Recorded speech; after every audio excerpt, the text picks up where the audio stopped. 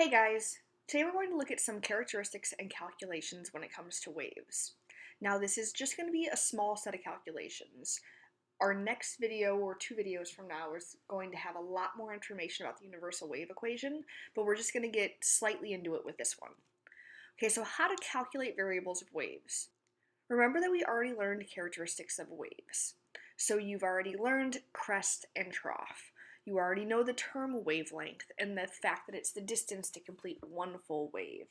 But today we're going to look at other characteristics of waves and how we can use those to do some calculations. So the first thing we're going to look at is the period of a wave.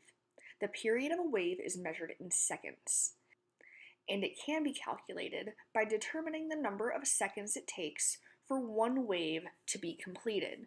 So our equation is actually period equals number of seconds for one wave. Now you could do number of seconds for two waves or number of seconds for three waves, but then you're just going to end up dividing it because of this division sign. So here we have a trough and a crest, a trough and a crest, a trough and a crest, a trough and a crest. So we have four waves happening in a total of 1 second.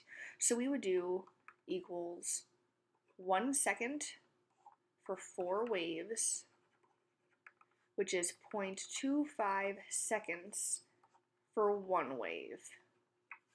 So here, it actually shows us on the graph 0.25 seconds. So the period is the number of seconds for one wave to be completed. The next term we're going to use is called frequency. And frequency is measured in 1/seconds, which is also called hertz, which is symbolized with a capital H and a lowercase z. The frequency of a wave can be calculated by determining the number of waves that pass in 1 second. So here's the equation. Number of waves is on the top, and 1 second is on the bottom.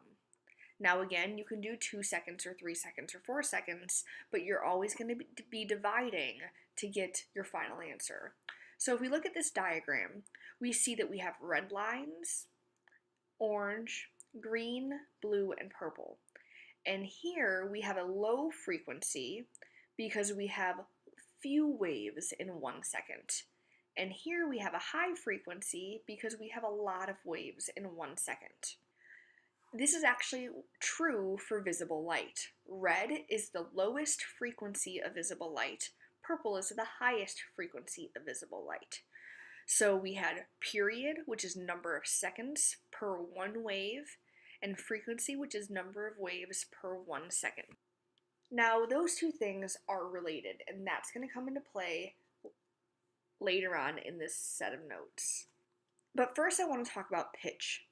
Pitch is the perceived highness or lowness of sound.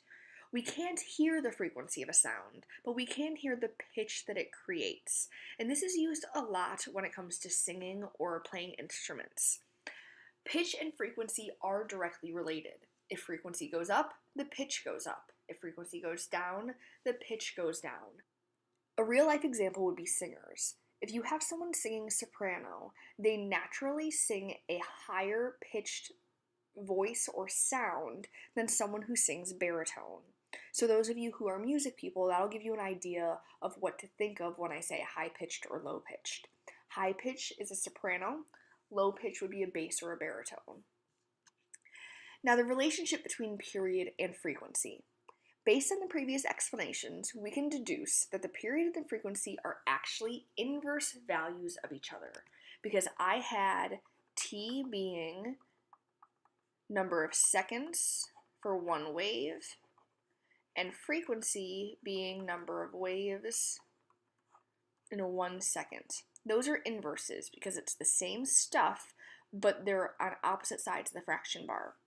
So if you can find one, you can always calculate the other. Since they are inverses, period is equal to 1/frequency.